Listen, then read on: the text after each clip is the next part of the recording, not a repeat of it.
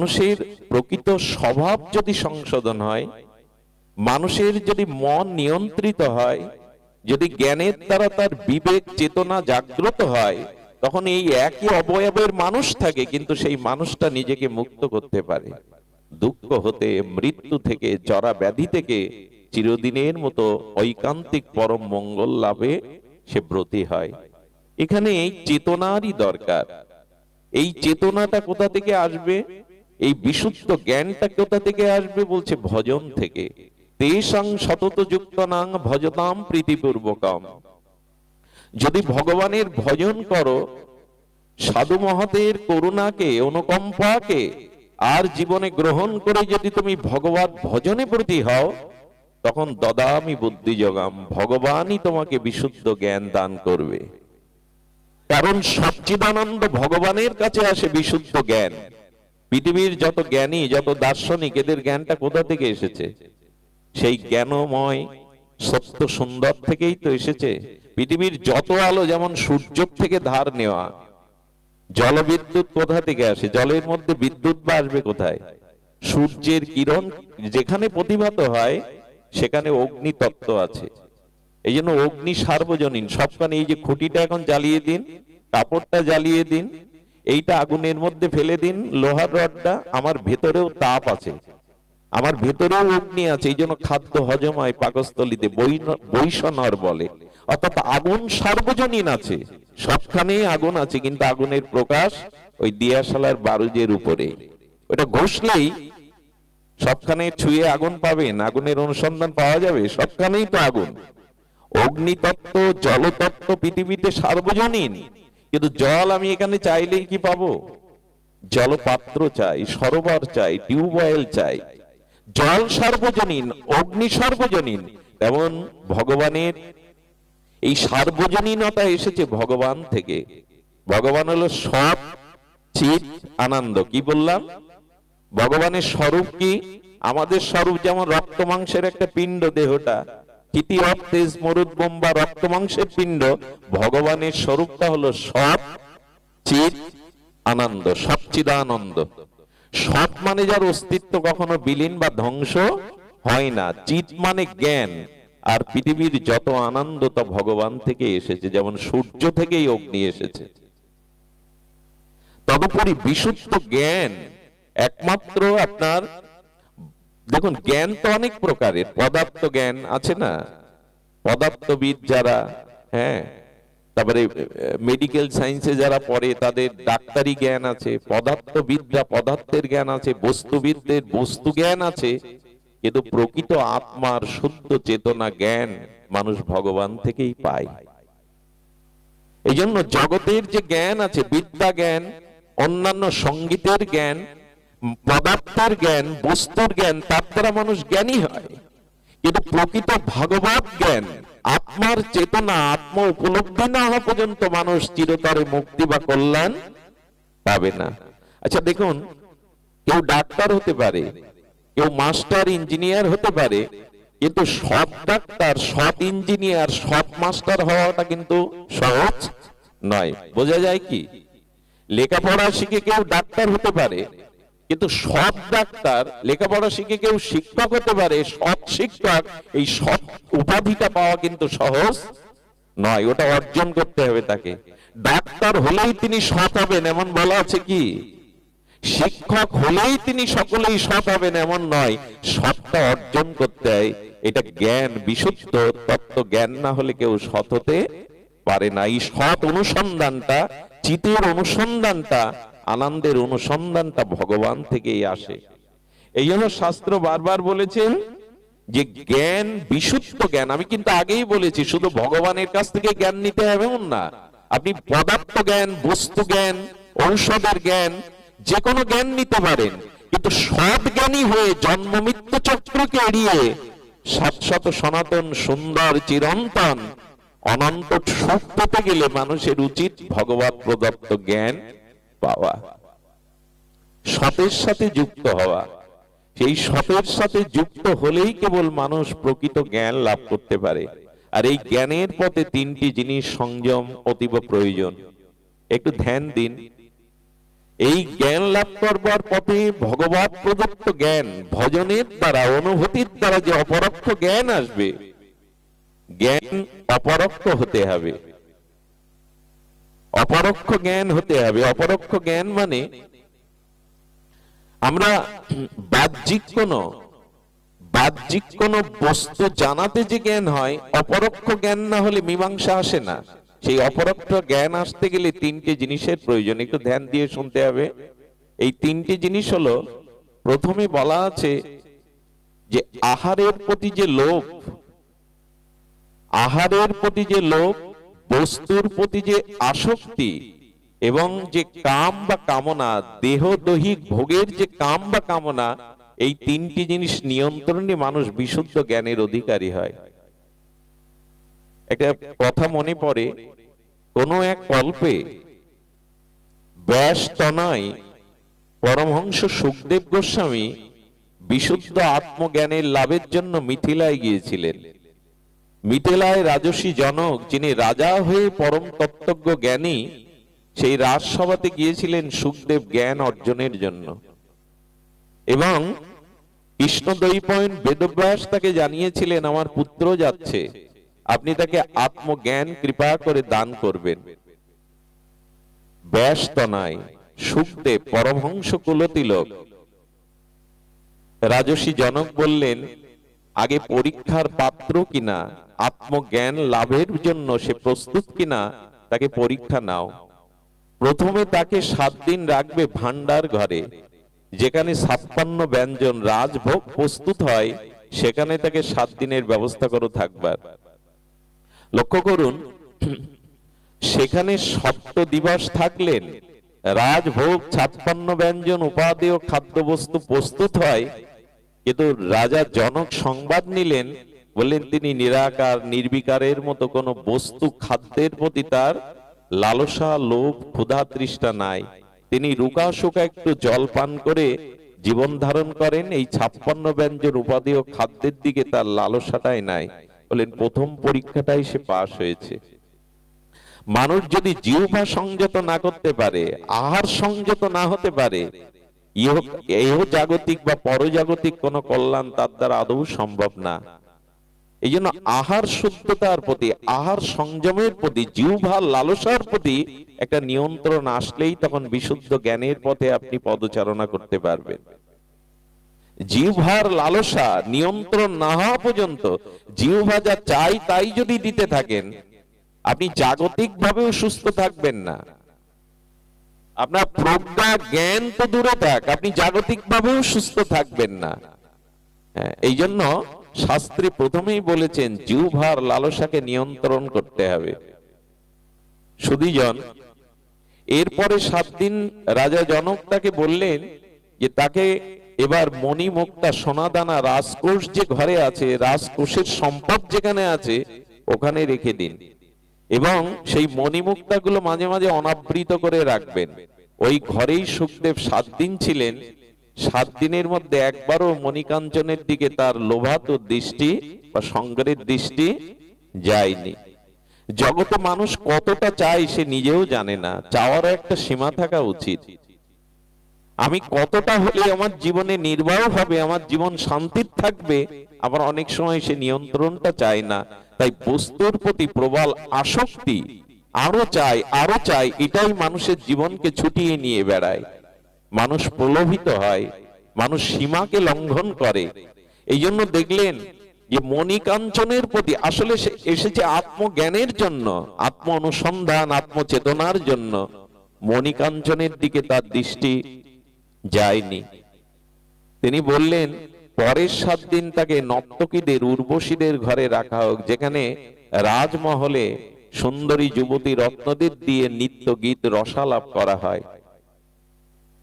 সেই নিত্য গীতের নর্তকীদের ঘরে 7 দিন তাকে রাখা হলো, কিন্তু একবারও তিনি তার ধ্যানস্থ, আত্মস্থ, তার চক্ষু কর্ণ ইন্দ্রিয়কে সে সঙ্গীত রস আলাপের মধ্যে, রূপ যৌবন সঙ্গীত কলার মধ্যে সে একবারও নিজেকে সমর্পণ করেনি। সে ধ্যানস্থ, আত্মস্থ, সে অন্তর্মনা হয়ে আছে। এই 7 দিন যখন উত্তীর্ণ হলেন, অর্থাৎ মানুষের কাম, বস্তু লোভ এবং জিহ্বার লালসা, এই তিনটি জিনিস নিয়ন্ত্রণ হলেই জানবেন তিনিই প্রকৃত ভগবত জ্ঞানের অধিকারী, তিনিই প্রকৃত মনুষ্য জ্ঞানের অধিকারী। তো তিনি কি করলেন?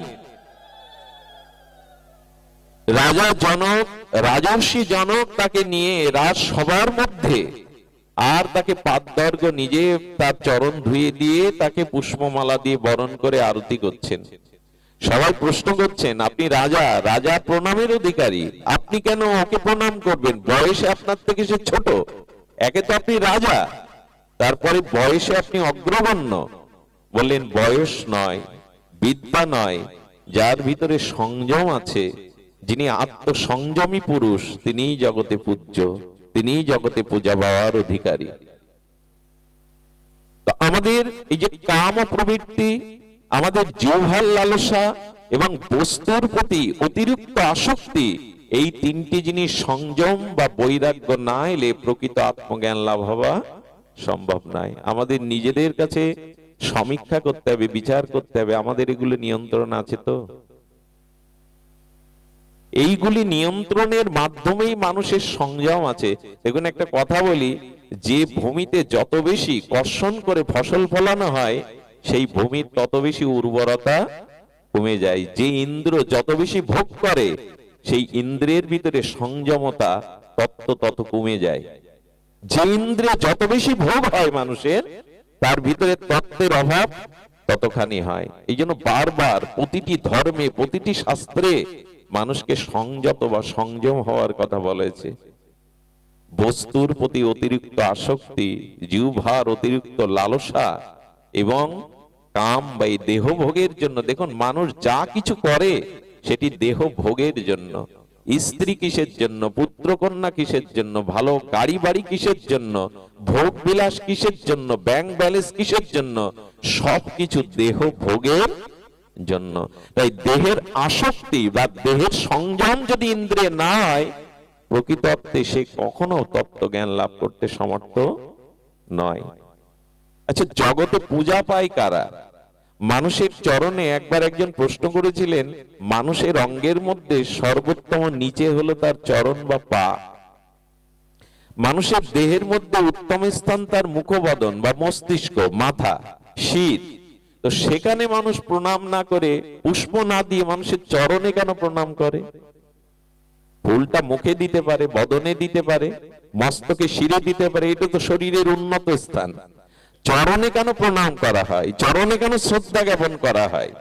সাধু বললেন, চরণ হলো আমাদের দেহকে এগিয়ে নিয়ে যায়, আর আচরণ হলো আমাদের প্রকৃতি জ্ঞানকে এগিয়ে নিয়ে যায়। তাই যা আমাদের এগিয়ে দেয় সেটাই তো প্রণাম পাওয়ার যোগ্য, সেটাই তো শ্রেষ্ঠ হওয়ার যোগ্য। চরণটা আমাদের এই জাগতিক ক্ষেত্রে দেহটাকে নিয়ে যেতে গেলে চরণ এগিয়ে দেয়, আর আচরণ, সংযম, জ্ঞান আমাদের কি করে? প্রগতির দিকে, শ্রেষ্ঠত্বের দিকে নিয়ে যায়। এই জন্য চরণটাকেই মাননা করা হয়েছে। তবে লোকনাথ বাবা একটা কথা বলেছিলেন, শুধু চরণ ধরিস না, আমার আচরণ ধর।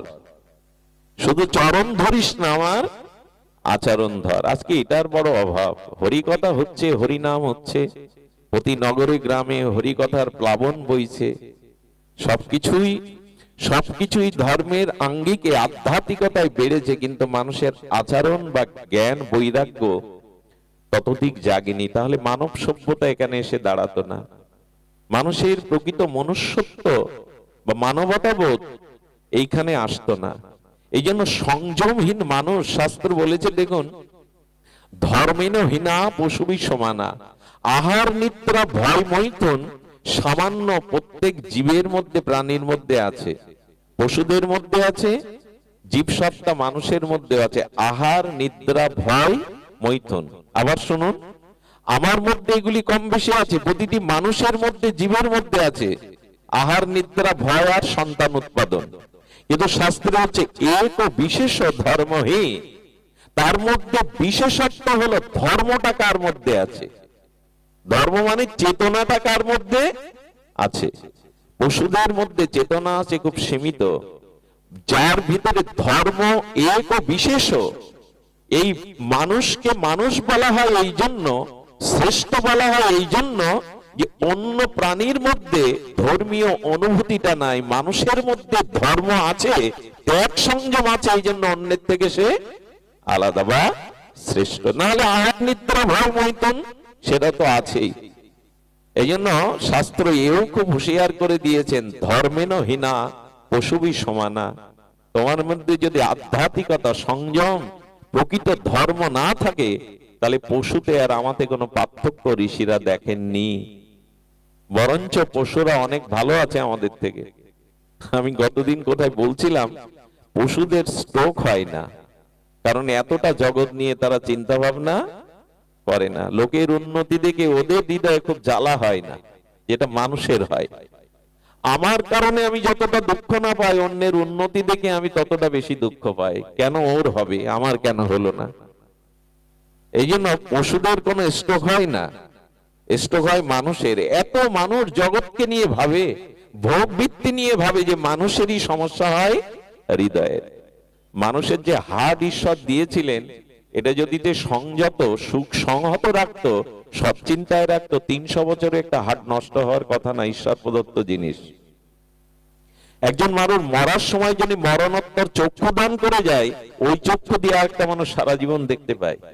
ঈশ্বর প্রদত্ত জিনিসগুলো অত্যন্ত শক্তিশালী করে করা, ভোগের দ্বারা, অসংযমের দ্বারা আমরা এগুলোকে নষ্ট করে ফেলি। এই জন্য শাস্ত্র বলছে, ধর্ম যদি না থাকে, তোমার সাথে অন্য প্রাণীর পার্থক্য কোথায়? বরঞ্চ পার্থক্যটা আজ বড় নির্ণয় হয়ে গেছে। সেটা হলো, মানুষ মানুষের ঘরে আগুন লাগায়, পশু কারোর ঘরে, কারো বাসায় আগুন লাগায় না।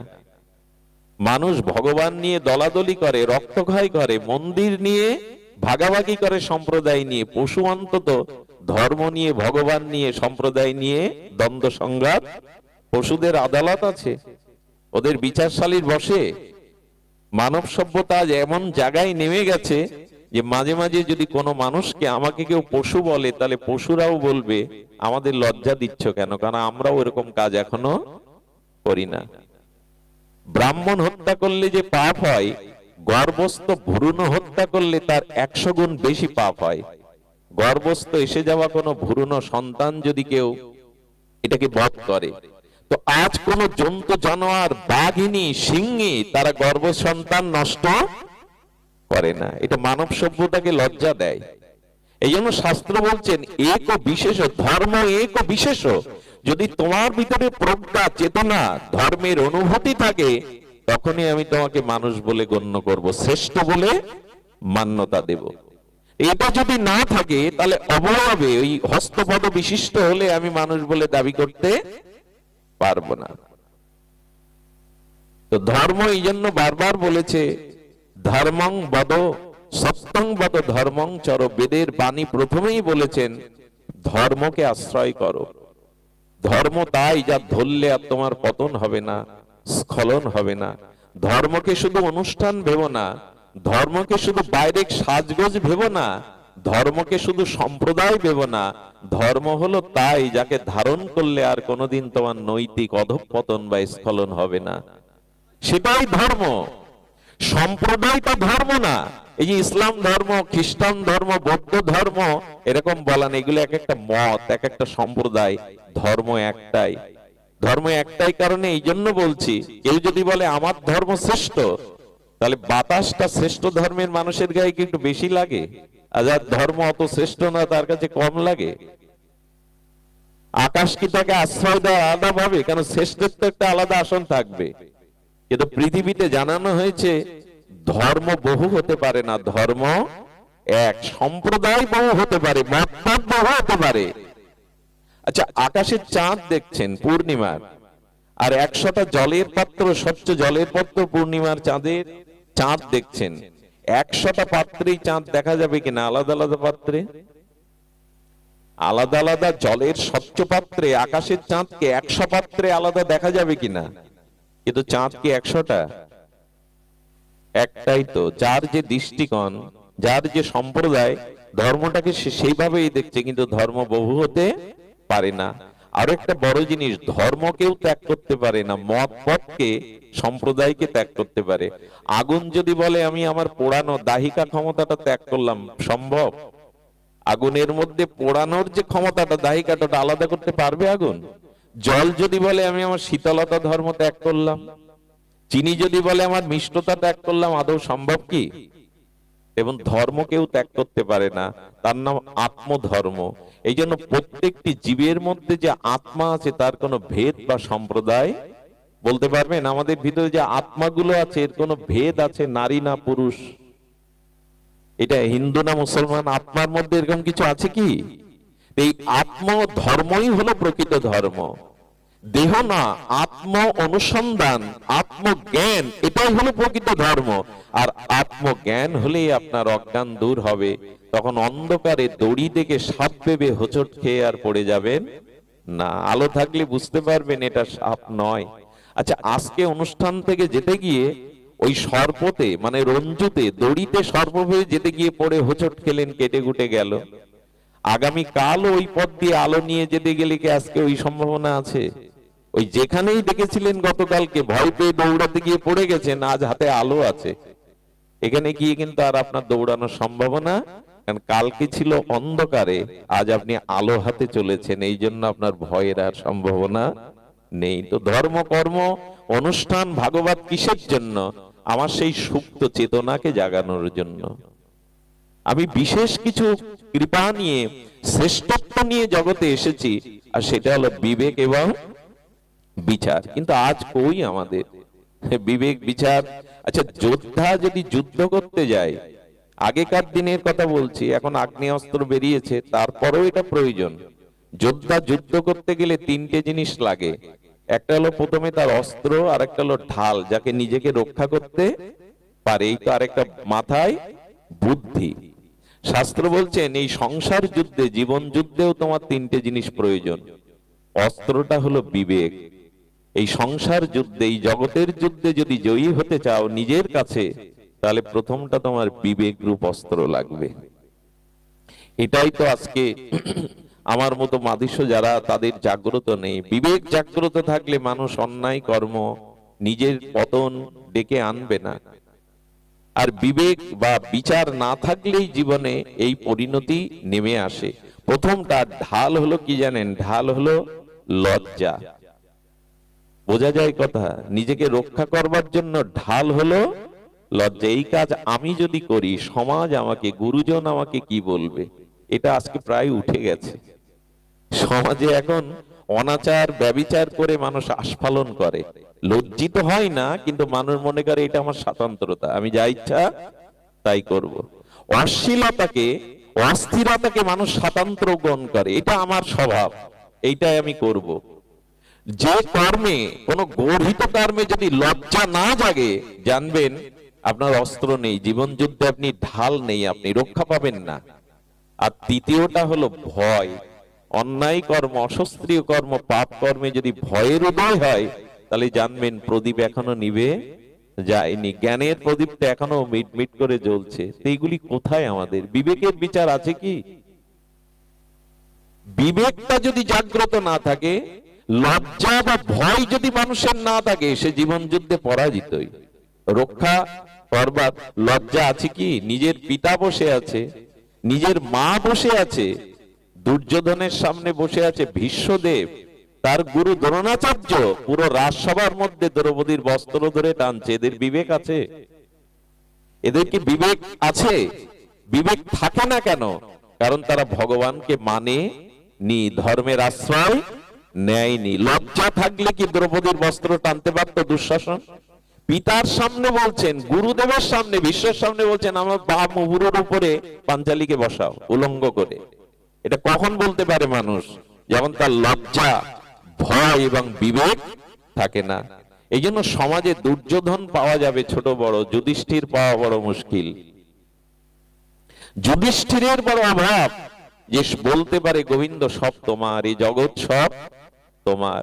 আর দুর্যোধন কারা? যারা বলে সব আমার, হস্তিনাপুরও আমার, ইন্দ্রপ্রস্থও আমার, রাজত্বও আমার, সব আমার। এই জন্য বিবেক চাই, লজ্জা চাই, ভয় চাই। এগুলি আজ প্রায়শ নেই। প্রায়শ থাকলে সমাজের এই দুর্দশায় হতো না। আমরা অনেক কথা শুনি বটে, কিন্তু আজ মানুষকে মানুষ হওয়ার জন্য প্রকৃত এই এক মহান গুণ, সেটা হলো ধর্মের আশ্রয় নিতে হবে। আর ধর্মের আশ্রয়টা শুরু হয় সাধুগুরু বৈষ্ণবের অনুকম্পায়, কৃপায়।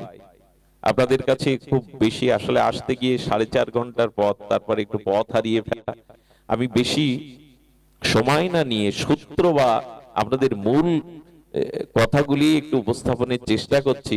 এই জন্য গোবিন্দ বারবার বলছেন, বুদ্ধিটা, চেতনাটা তোমার নিজের কারণে আসবে না, আসবে তখনই তেষাং সতত যুক্তনাং ভজতাম প্রীতিপূর্বকাম দদামি বুদ্ধি যোগাং তাং উপজান্তিতে। ভগবান বললেন, আমার সাথে যুক্ত হও, আর বিশুদ্ধ সাধুর সঙ্গে তোমার বিবেকের দ্বারা তুমি ভগবত ভজন করো। এই ভজনেই তোমার বিবেক জাগবে, প্রজ্ঞা জাগবে, তোমার চেতনা জাগবে। এই জন্য আজ আমাদের বড় প্রয়োজন যে ভজনকে গ্রহণ করা। এখন প্রশ্ন হলো ভজনটা কি? এখন প্রশ্ন হলো ভজনটা আসলে কি? এই কথা জিজ্ঞাসা করেছিলেন নিমি মহারাজ জিজ্ঞাসা করেছিলেন নবযোগীন্দ্রের কাছে, যে কলিযুগের উপাসনার উপাস্যকে। আসুন আমরা এবার আমাদের মূল লক্ষ্যে পৌঁছানোর চেষ্টা করি। এখন আমরা এলাম চেতনা, বিবেক, চৈতন্য, মনুষ্যত্ব। প্রকৃত ধর্ম হলো আত্মসাক্ষাৎকার। আর আত্মসাক্ষাৎকার বা বিশুদ্ধ জ্ঞানের জন্য চাই ভজন। আর সেই ভজনটা কি আমাদের? সেটাই নিমি মহারাজের প্রশ্নে নবযোগীন্দ্র তারা বলছেন।